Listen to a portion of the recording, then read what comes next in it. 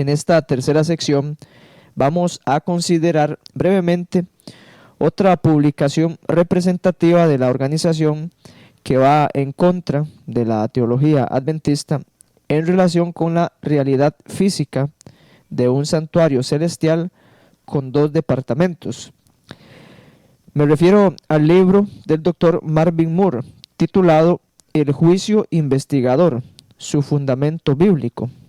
En la página 316, el Dr. Moore expresa lo siguiente: sin el velo en el santuario terrenal, habría solo una habitación. ¿Por qué el velo? Su propósito era proteger a los sacerdotes de entrar directamente en la presencia de Dios diariamente. Ver Levítico 16:3. Pero no hay necesidad de que Jesús, nuestro sumo sacerdote, sea protegido de la presencia de Dios, y por lo tanto no hay necesidad de un velo. Esta es la segunda razón para mi sugerencia de que el santuario celestial al que Jesús entró luego de su ascensión consta de una habitación, no de 2. Y en la página 321, el Dr. Moore sigue diciendo: propongo que al mostrar que el trono de Dios fue trasladado a un nuevo lugar, Daniel 7, 9 y 10, implica que la sala del trono de Dios, de hecho, tiene 2 partes. La primera parte es el lugar donde Jesús se sentó con su Padre en el año 31 después de Cristo. Y la segunda parte es el lugar donde ocurre el juicio de Daniel 7. Cada uno puede ser considerado el lugar santo del cielo, y cada uno también puede ser considerado el lugar santísimo. Podemos considerar que el lugar donde Jesús se sentó con su Padre en el año 31 después de Cristo es el lugar santo del cielo, porque aunque el trono de Dios está ubicado allí, ambas habitaciones están ahora en una sola habitación. Por lo tanto, es razonable entender que durante 1800 años Cristo llevó a cabo un tipo de ministerio en el santuario celestial, que es representado por la actividad de los sacerdotes a lo largo del año en el lugar santo del santuario terrenal. Al mismo tiempo, sigue diciendo el Dr. Moore, podemos considerar que Daniel 7 describe un segundo lugar en el santuario celestial, donde el día de la expiación celestial y el juicio investigador ocurren. Esto sería el antitipo del lugar santísimo del cielo, pero al mismo tiempo contendría todo lo del primer lugar, incluido el lugar santo celestial. Hasta aquí la declaración del Dr. Moore. En este comentario, el autor niega de forma abierta y clara la realidad de un santuario celestial con 2 departamentos. En un juego de palabras, el Dr. Moore termina contradiciendo lo que claramente el texto dice, que hay 2 departamentos en el santuario celestial. Y aunque el autor admite que en Daniel 7 se habla de un segundo departamento, para él eso no es prueba suficiente, ya que termina diciendo que, aunque es verdad que se habla de un lugar santísimo en el santuario celestial, este lugar incluía todo lo del lugar santo, algo así como una fusión de lugares. Y de esa manera, el Dr. Moore concluye que el santuario celestial consta de un solo departamento. En el libro Simposio sobre Apocalipsis, en el tomo 1, en el segundo capítulo titulado Las 8 visiones básicas, el Dr. Kenneth Strand también niega la existencia de 2 departamentos en el santuario celestial. En la página 58, en el pie de página número 10, encontramos lo siguiente: en cuanto a la posible estructura del templo en el cielo, pueden hacerse las siguientes observaciones. 1. Es una noción típica entre exégetas que el trono de Dios está confinado al lugar santísimo, de modo que la iconografía del departamento exterior en Apocalipsis 4 señalaría que en el arquetipo celestial del tabernáculo o templo israelita de la antigüedad, la estructura en dos estancias de este se funde en un único recinto. 2. Sobre la base de una posible analogía con la idea expresada en cuanto al velo o cortina en Hebreos 10:20, con el antecedente del velo rasgado de Mateo 27:51, tristemente pasado por alto demasiado a menudo, podría haber en el Apocalipsis un concepto subyacente de un único recinto en el templo celestial. Con todo, la significación funcional del modelo con dos estancias está presente en el Apocalipsis en la dinámica que se hace evidente en el paso de una escena a otra. Vemos cómo el Dr. Strand, sin ningún tipo de reserva, concluye que en el Apocalipsis se menciona un santuario con un único recinto, y que cuando se habla de un modelo del santuario con dos estancias, debe entenderse en el sentido de funcionalidad y no de estructura. Esto es lo mismo, solo que con otras palabras, que hablar de fases en lugar de departamentos. La idea detrás de esta expresión es desplazar la literalidad del santuario por funciones realizadas por el sacerdote.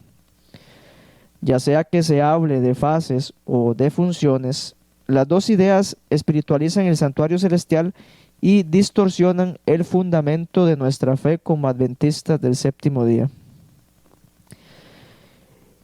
El 1 de julio del 2014 apareció un artículo del Dr. Gerald Fahn en una publicación de la Sociedad Teológica Adventista titulado La realidad del santuario celestial. En dicho artículo, el Dr. Fahn se coloca al lado de los proponentes de la nueva teología al negar que el santuario celestial consta de dos departamentos. La declaración dice así: al hablar del santuario celestial, debemos evitar dos escollos. 1. Debemos evitar poner el santuario terrenal en el cielo y ver una tienda o un templo de piedra en el cielo. Y 2. Debemos evitar espiritualizar las cosas celestiales hasta el punto de perder el sentido o equiparar el santuario con el cielo. Dios revela las cosas celestiales a través de visiones y sueños, Números 12:6, que contienen abundancia de imágenes y símbolos. Una interpretación literal de estos símbolos reduciría estas profecías al absurdo. Sigue diciendo el Dr. Fahn: ¿tiene el santuario celestial dos departamentos como el terrenal? Marvin Moore, editor de la revista Señales de los Tiempos, no lo cree así. Y abre comillas: sin el velo en el santuario terrenal, solo habría habido un apartamento. ¿Por qué el velo? Su propósito era proteger al sacerdote para que no entrara directamente a la presencia de Dios a diario. Ver Levítico 16:3. Pero no hay necesidad de que Jesús, nuestro sumo sacerdote, esté protegido de la exposición a la presencia de Dios, y por lo tanto no hay necesidad de un velo. El santuario celestial en el que Jesús entró después de su ascensión consta de una habitación, no de dos. Y cierra comillas. Y sigue diciendo el Dr. Fahn: Moore dice correctamente que la cortina divisoria no es necesaria en el templo celestial. Cristo ha estado en la presencia del Padre desde su ascensión. La importancia de los dos apartamentos, sin embargo, no era solo su geografía, sino también su función simbólica. Los dos aposentos del santuario representaban dos fases en el servicio de Cristo. El Dr. Fahn sigue diciendo: incluso si no sabemos exactamente cómo es el santuario celestial, podemos hablar y proclamar lo que sucede allí. Sabemos que Jesús ministra en el santuario celestial y que por la fe podemos llegar al trono de Dios y recibir misericordia y perdón. Y esto es lo importante. En nuestra proclamación, por lo tanto, centrémonos en el ministerio de Cristo en dos fases en el santuario celestial, en lugar de perder el sueño por su arquitectura o geografía. Hasta aquí la declaración del Dr. Fan. Esta declaración del Dr. Fan se encamina a negar abiertamente la existencia real de un santuario celestial y las implicaciones doctrinales que de ahí se desprenden. Según el Dr. Fan, es absurdo una interpretación literal de algunos símbolos del santuario celestial. Quizás esa es la razón por la que niega los dos departamentos en dicho santuario. Para él es mejor hablar de dos fases en vez de dos lugares. Y también sugiere centrarnos en el ministerio de Cristo en dos fases en vez de perder el sueño en su arquitectura o geografía. Otro escritor que niega la realidad literal del santuario celestial es el Dr. Roy Adams en su libro El Santuario. En las páginas 56 y 57 escribe lo siguiente: si trazamos una flecha que parta del antiguo atrio típico, rodeado de cortinas hasta su cumplimiento antitípico, veremos la abierta expansión del Gólgota. Si trazamos una flecha desde el altar del holocausto, con sus sartenes ardientes en el antiguo atrio, hasta su cumplimiento antitípico, veremos un antiguo patíbulo romano, una cruz levantada. Si trazamos una flecha desde la víctima animal típica que arde sobre el altar hasta su cumplimiento antitípico, vemos una figura humana, el Hijo de Dios, con los brazos extendidos, sangrante, agonizando, colocado dentro de la tumba, sin un solo hueso quebrado ni quemado. Hay hermosas correspondencias por todas partes, pero son espirituales y teológicas, no físicas ni mecánicas. El Dr. Roy Adams sigue diciendo: como un primer ejemplo, podemos enfocar conceptualmente el resto del santuario celestial.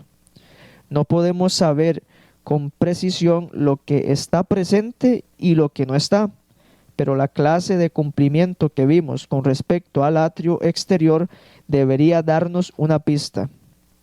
¿Deberíamos esperar encontrar un altar de las ofrendas encendidas en el templo celestial? De ninguna manera, porque una cruz romana fue el altar antitípico. Fue allí donde nuestro Señor fue inmolado, siendo Él mismo sacerdote y víctima. Tampoco, sigue diciendo el Dr. Adams, deberíamos esperar encontrar los panes de la proposición allí, horneados en alguna panadería celestial. No, los panes de la proposición terrenal simbolizaban a Cristo, el pan viviente, quien está siempre en la presencia de Dios.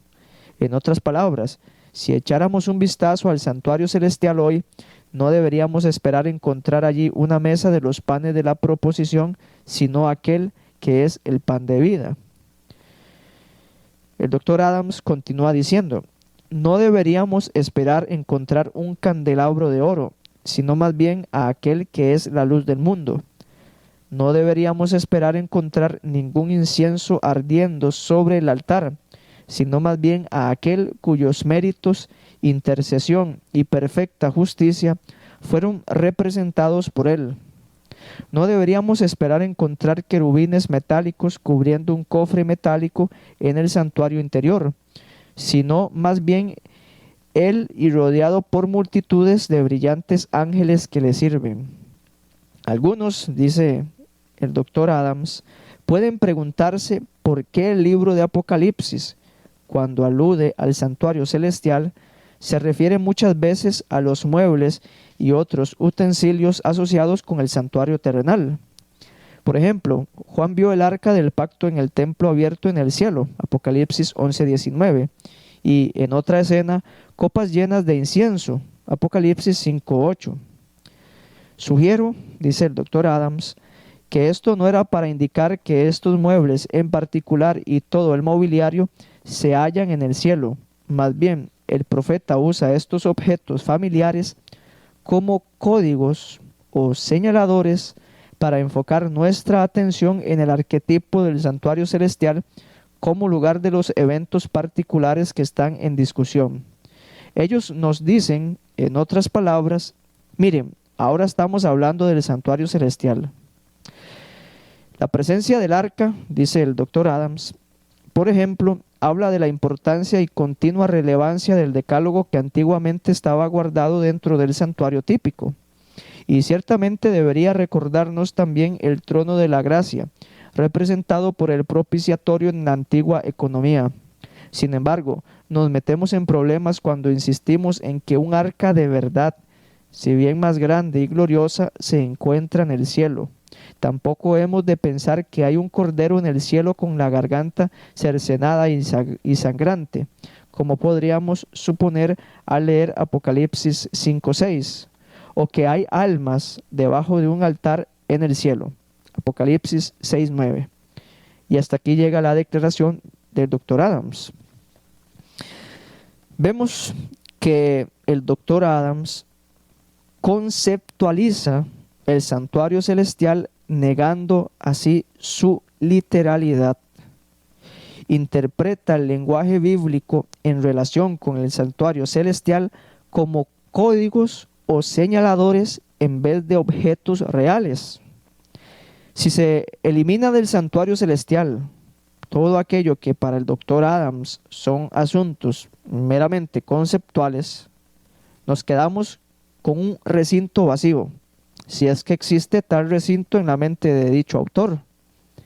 Y es que debemos deducir de la declaración anterior que todas las descripciones que han hecho algunos profetas acerca del santuario celestial son asuntos tipo fantasiosos que solo están en la mente de Dios como conceptos que fueron transmitidos a los profetas para que nosotros nos hagamos una idea o una imagen de algo que solo puede existir en nuestra imaginación.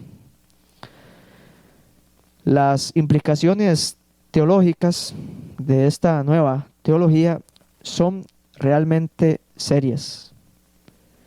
Estamos frente a una negación sutil de la doctrina bíblica del santuario celestial, tal y como Dios se la reveló a la iglesia adventista del séptimo día.